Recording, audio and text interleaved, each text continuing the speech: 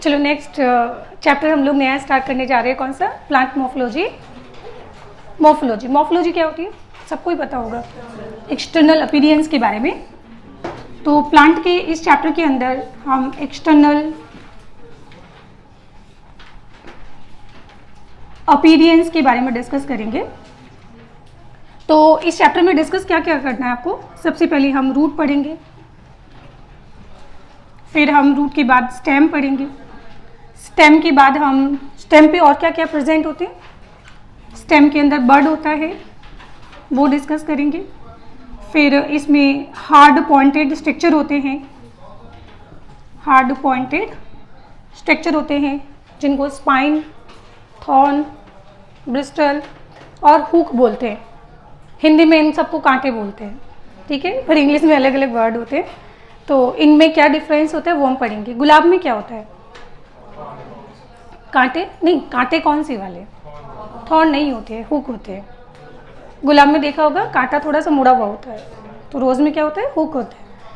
कांटे बेटा लेमन में होते हैं, नींबू में नहीं, नींबू के फ्रूट में नहीं, नींबू के प्लांट में, ठीक है।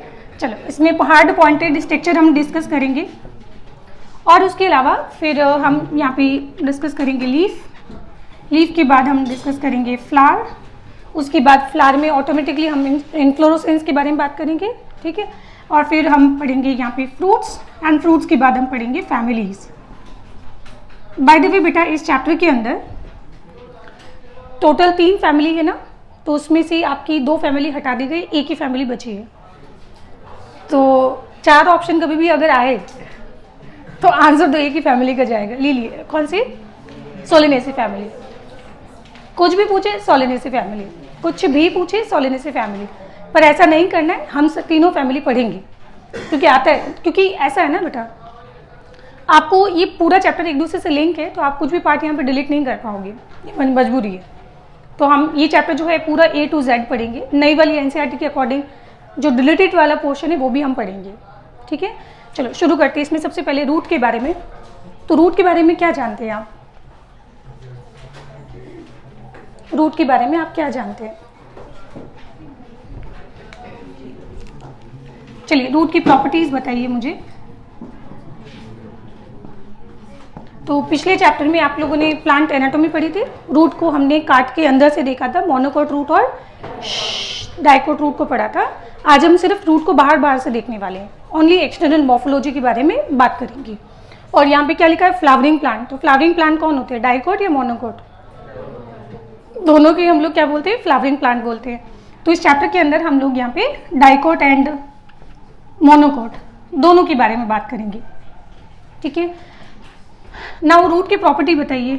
रूट कैसी होती है? नेगेटिव क्या होगा? जियोट्रॉपिक होता है। पॉजिटिव, उल्टा लिख दिया ना, पॉजिटिव जियोट्रॉपिक होता है और नेगेटिव फोटोट्रॉपिक होता है। इसको ऐसा कौन बनाता है? हार्मोन। कौन सा हार्मोन?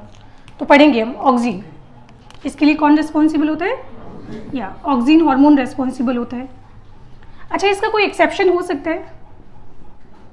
जहाँ पे रूट है अपवर्ड ग्रोथ कर रही हो, रूट सॉइल से बाहर, वेरी नाइस, न्यूमेटोफोर। कौन सी? Root pneumatophore. या फिर उसको हम सिंपल सा लिख देंगे रेस्पिरेटरी रूट के बारे में, ठीक है। नाउ नेक्स्ट, रूट ग्रीन होती है नॉन ग्रीन होती है? नॉन ग्रीन होती है क्योंकि इनके पास क्लोरोप्लास्ट नहीं होता है। क्लोरोप्लास्ट इसमें अब्सेंट होगा, माइनस मतलब अब्सेंट हो गया। और इसका फिर भी कोई एक्सेप्शन? एक्सेप्शन गिलोय देखा है आपने, जो आयुर्वेद में बहुत यूज होता है। कोई बात नहीं, गूगल करके देखना, ठीक है। अगर आप गिलोय को, ऐसा होता है कि लाइक वो जैसे इसको क्या बोलते हैं, बिल्कुल वैसा प्लांट होता है, उसकी अगर आपको तोड़ोगे ना और वो सूखी लकड़ी जैसा होगा, घर में लाके उसको रख दीजिए, थोड़े समय आप बाद देखोगे कि उसके जो नोड होते हैं ना, उन नोड से रूट निकलना शुरू हो जाती है एंड वो रूट आपको ग्रीन दिखाई देगी एंड वो रूट ग्रो करते करते यहाँ तक पहुँच सकती है। इतनी लंबी लंबी आपको रूट देखने को मिलेगी। कोई बात नहीं, आप गूगल करें, इमेज पे देखिए, ज़्यादा अच्छे से समझ आएगा, ठीक है। तो इसमें एग्जाम्पल आ जाएगा कौन सा? गिलोय। एंड गिलोय का साइंटिफिक नेम है कौन सा? टिनोस्पोरा, और एक एग्जाम्पल आता है ट्रापा, ये शायद आप कम खाते हो यहाँ पे। ट्रापा सिंगाड़ा नहीं होता है, आप लोग कम खाते हो इसलिए आप नहीं समझ पाओगे, रहने दो, ठीक है। तो टीनोस्पोरा और क्या होता है, ट्रापा, इनकी जो रूट होती है कैसी होती है, एक्सेप्शनली ग्रीन रूट मिलेगी, ठीक है। नेक्स्ट, स्टेम और नोड को आइडेंटिफाई करने का मेन तरीका क्या है, नोड एंड इंटरनोड। सबसे यूनिक फीचर हम लोग बोलेंगे कि इसके अंदर नोड एंड इंटरनोड दोनों ही क्या होते हैं, नोड एंड इंटरनोड दोनों ही क्या होंगे, माइनस मतलब अपसेंट होते हैं, कोई एक्सेप्शन है ही नहीं, कोई एक्सेप्शन नहीं है। मैंने बोला ही था यूनिक प्रॉपर्टी है बेटा, तो इसका कोई विदाउट एक्सेप्शन ये जो है यहाँ पे ऐसा मिलेगा आपको। और इसके अलावा रूट के बारे में क्या जानते हो आप, रूट कहाँ से डिराइव्ड होती है, डिराइव्ड फ्रॉम रेडिकल, क्या, तो वो आप लोग जानते ही हैं। अब आ जाते हैं यहाँ पे टाइप्स ऑफ रूट के बारे में बात करते हैं। एक मिनट, टाइप से पहले हम पढ़ते हैं यहाँ पे रूट में कौन कौन से पार्ट होते हैं।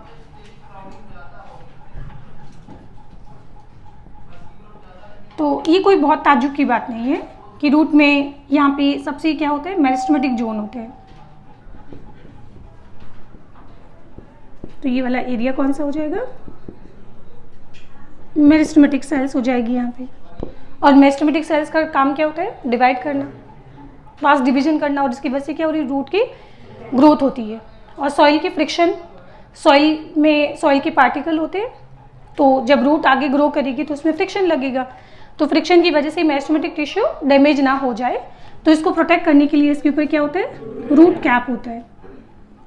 इमेजिन कीजिए कि अगर हमारे पास एक्वेटिक प्लांट है तो क्या होगा, रूट कैप का काम क्या होता है,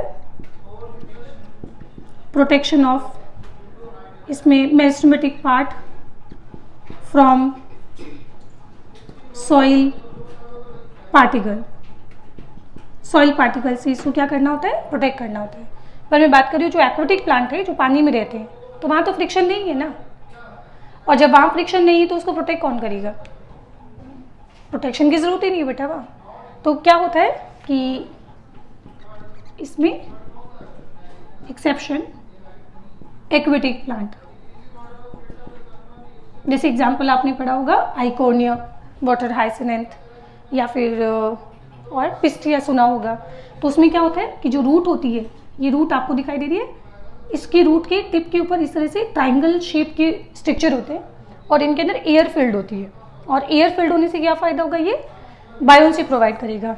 तो इनके लिए हम शब्द यूज़ करते हैं क्या, root pocket. And pocket means इसके अंदर क्या फील्ड है, यहाँ पे एयर फील्ड होगी, तो ये क्या प्रोवाइड करेगा, ये प्रोवाइड करेगा क्या, बायोन्सी प्रोवाइड करेगा। कोई परेशानी इसमें। तो ये पहला एरिया हो जाएगा कौन सा, सॉरी पहला हो जाएगा मेरिस्टेमेटिक जोन या डिवीजन जोन। अब सेल डिवाइड करने के बाद क्या करती है, सेल डिवाइड करने के बाद इलोंगेट करती है। भाई आप पैदा होते हो, पैदा होने के बाद आप क्या होते हो, बड़े होते हो, तो ये आपका क्या हो रहा है, यहाँ पे इलोंगेशन हो रहा है। तो ये सेकंड जोन हो जाएगा कौन सा, ये हो जाएगा इलोंगेशन जोन हो जाएगा। अच्छा, सेल यहाँ पे जब साइज इंक्रीज कर रहा है, तो साइज जब इंक्रीज हो रहा है तो उसमें साइटोप्लाज्म का वॉल्यूम बढ़ रहा है या नहीं बढ़ रहा है, साइटोप्लाज्म का वॉल्यूम इंक्रीज होगा या नहीं, आंसर है नो। अब दिमाग लगाइए, साइटोप्लाज्म का वॉल्यूम नहीं बढ़ रहा है तो फिर सेल इलोंगेट कैसे हो रही है, सही बात है। प्लांट के अंदर क्या होता है, सेंटर में एक वैक्यूल होता है। तो मेरिस्टेमेटिक सेल्स में हमने प्रॉपर्टीज पढ़ी थी कि वैक्यूल क्या होता है, एब्सेंट होता है ना। और यहाँ पे क्या होगा, वैक्यूल डेवलप होना स्टार्ट हो चुकी है, और जब स्टार्ट होगी तो धीरे धीरे जब वैक्यूल डेवलप होता जाएगा, वैक्यूल का साइज बढ़ेगा, तो अल्टीमेटली सेल का साइज क्या होगा, ओवरऑल बढ़ जाएगा। और फिर आपने पढ़ा होगा कि इसमें तो आपको प्राइमरी वॉल देखने को मिलता है, बट यहाँ पे अब परमानेंट सेल्स के अंदर क्या बनेगा, सेकेंडरी वॉल। तो यहाँ पे अब सेकेंडरी वॉल का डेवलपमेंट जो है वो भी क्या हो चुका है, स्टार्ट हो चुका है।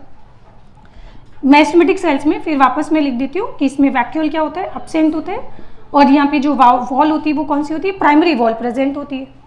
और जब सेकेंडरी वॉल बनना शुरू होगी तो धीरे धीरे प्राइमरी वॉल डिमिनिश हो जाएगी, गायब हो जाएगी, ठीक है। At a time plant cells के अंदर एक ही सेल वॉल होती है, या तो प्राइमरी होगा या फिर सेकेंडरी होगा, ठीक है। अब उसके बाद यहाँ पे बन जाती है कौन सी, ये बन जाती है परमानेंट सेल्स। और परमानेंट सेल्स का मतलब यहाँ पे क्या हो चुका है, डिफरेंशिएशन हो चुका है। क्या हो चुका है यहाँ पे, डिफरेंशिएशन। आप इसको डिफरेंशिएशन जोन या फिर आप इसको मैचुरेशन जोन भी बोल सकते हो। अब मुझे बताओ कि रूट का काम क्या होता है, वाटर और मिनरल्स को एब्जॉर्ब करना। और वाटर और मिनरल्स के एब्जॉर्प्शन को बढ़ाएगा कौन, रूट हेयर। तो कॉमन सेंस की बात है कि अब यहाँ पे डेवलप होना शुरू हो जाएंगे क्या, रूट हेयर। और ये मैं आपको प्लांट एनाटॉमी में पढ़ा चुकी हूँ कि रूट हेयर कैसी होती है, यूनिसेलुलर या मल्टीसेलुलर, वेरी नाइस। तो ये हो जाएंगे root hair.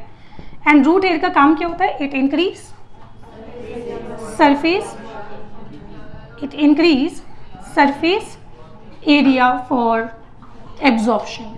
Water and minerals का एब्जॉर्प्शन के लिए सरफेस एरिया बढ़ेगा।